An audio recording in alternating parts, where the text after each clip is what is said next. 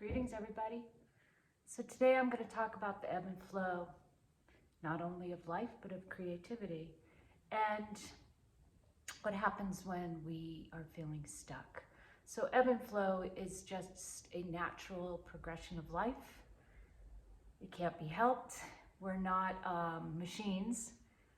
When we're not making work for consumerism or just for the consumer alone, and we are staying in our process, we need to honor when the ebbs come. There's a couple of things that I like to talk about of when we're actually just stuck in a painting and we're not sure what to do next. I often say, go to the details. Go to the details till something else opens up. So this painting behind me has gone through many lives, and it's once again in a progression of not being done. I have what looks like a party hat here. Not sure where that came from. It came after, not sure what to do next, and I went to the details, and somehow this particular shape came about. It's probably not going to stay, but the beauty of painting for me are the layers and the history that is developed of a narration in painting that I find holds energy in the end, even if you don't see that shape or what used to be a mountain here underneath and a crown underneath that, and now a party hat. So in the meditation that I provided this month had to do with not fighting against being stuck or frustrated, but how do we allow and get into present time?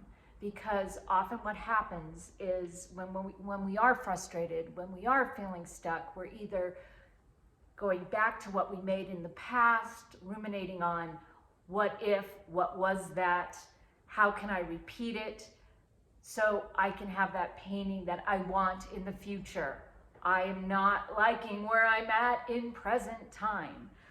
So to honor where we're at in present time, the meditation had to do with bringing in a color that represents the flow, represents creativity, and then inviting in a color that might represent actually being stuck.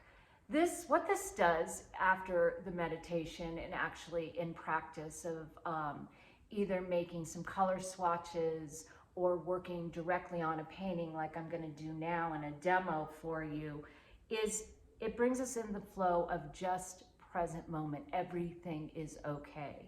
The being stuck is okay. The wanting of not being stuck is okay. It's all just okay. And bringing us into a neutral frame of mind. So I picked a color. This is now an oil painting, so I have to stick with oil. I picked a color that is cad yellow that's on my palette. And I'm gonna just use a little linseed oil and get, this painting is dry, so I'm just going to put a little linseed oil on here so it flows. When you're painting and your painting's dry and you're working on an oil painting, if you just kind of want the paints to flow better, you can just linseed oil your surface up. And now I'm going to, my color is cad yellow. So I'm going to get some cad yellow on my brush, and here I go. Whew, I'm going to cover that party hat up. So notice how it's very transparent. So I got some titanium white. I'm going to use another brush, a dry brush, to flow this, to move this. I'm not sure why the circle. Maybe I'm thinking of it like as being an energy center. These are baby wipes. I love the baby wipes for reductive. Let's really get that paint on there. Try it again. If anything, I got rid of that party hat.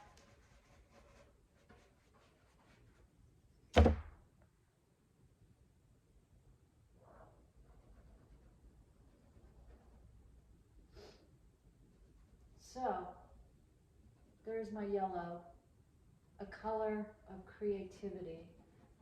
Now sometimes this works, it might get you into a flow, it might not, but if anything, yeah, look at that, I did that without even thinking. It's like I just keep wanting that shape to stay in there. Whew.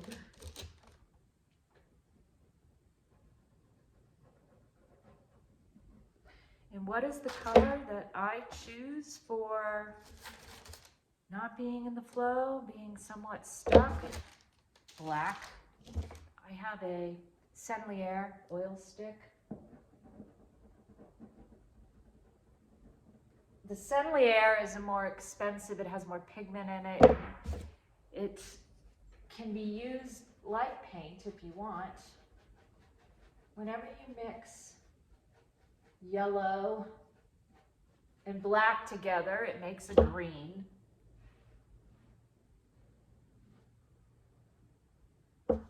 And I saw in my mind's eye more of a gray. So I'm going to see if I can just get a gray going. There we go. That's the color I saw in my meditation, a gray.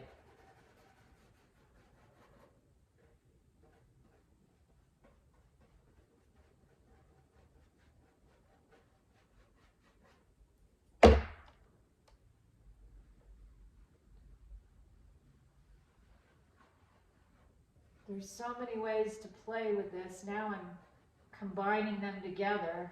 See what that brings us. Combination.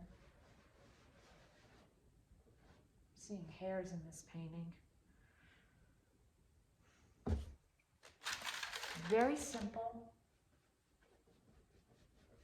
You might try it on its own surface. See what happens when you start mixing the two, or keep them separate. But really all this is one process to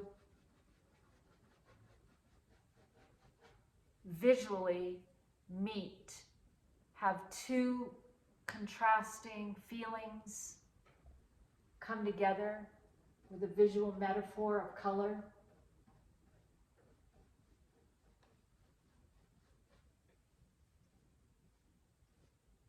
It turned into a green.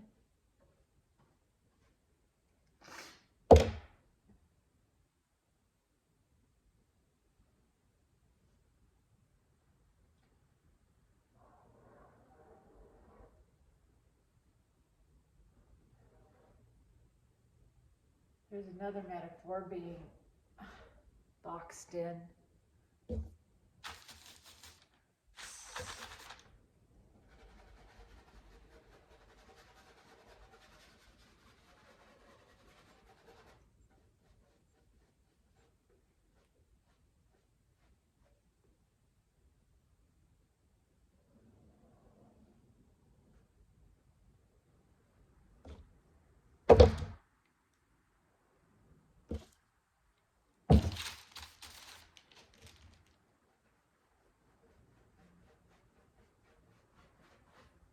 I do want to blend this more. So I'm going to grab my white. I just took all the paint off my brush. Talked about this a lot. The blending to have. I'm just barely touching the surface. Wiping.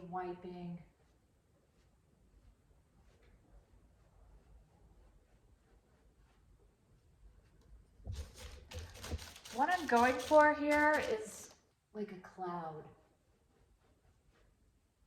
It's definitely not a cloud right now, so let's see if I can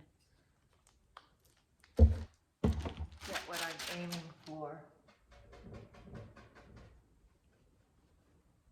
I've got to stand up for this.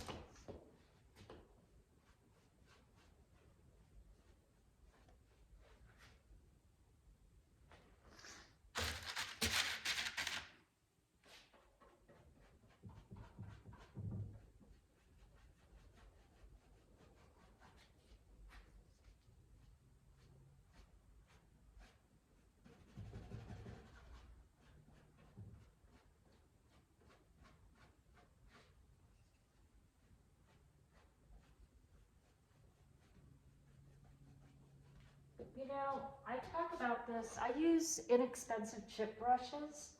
I've been using them for over 20 years, so it's sort of the way that I handle the paint now. I've got kind of a grip on it. Yes, hairs get into my painting, but I will pull them off or let them stay, depending on if it's obnoxious or not. You out there, the audience, might have special brushes you like to use. Some of you might buy your expensive brushes and treat them with utter respect and keep them clean after every session. I have just realized over so many years and ruining so many brushes, because I'm a little hard on my materials, that this is what works for me. Might not work for everybody. And of course, there are bigger brushes you can get out there that hold a lot of paint and work really well.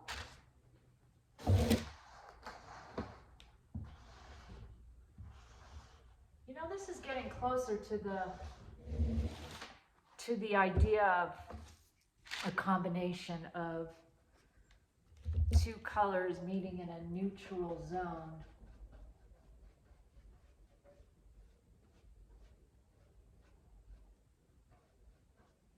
With a hint of the yellow on the top.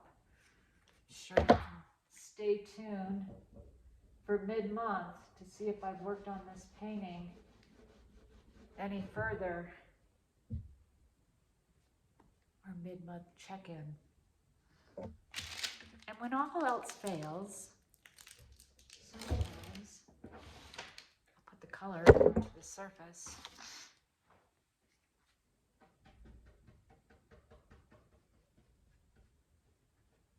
Meaning the white right onto the surface. Now let's say I'm saying to myself, oh no, can I just take it all away? Silicone.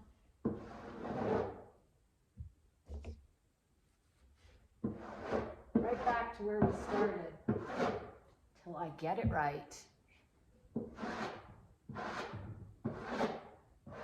This is a Process Painter's Delight video.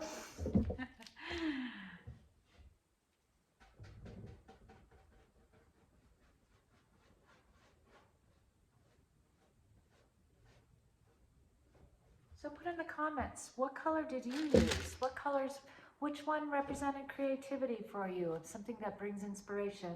Which color is the one you chose for blockage? What happened when you mix them together? You maybe come up with a new color that you might put into your repertoire of painting in the future?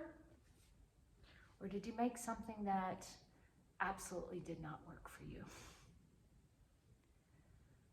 And as always, whenever you get a color or a hue or a tint or a shade that absolutely makes sense to you, write it down. Write down how much of each color you use to get that color, because even though you might think you won't forget, you'll probably forget, especially as you're painting and you're mixing and you're working with expanding your repertoire and narration of color. Okay, till next time.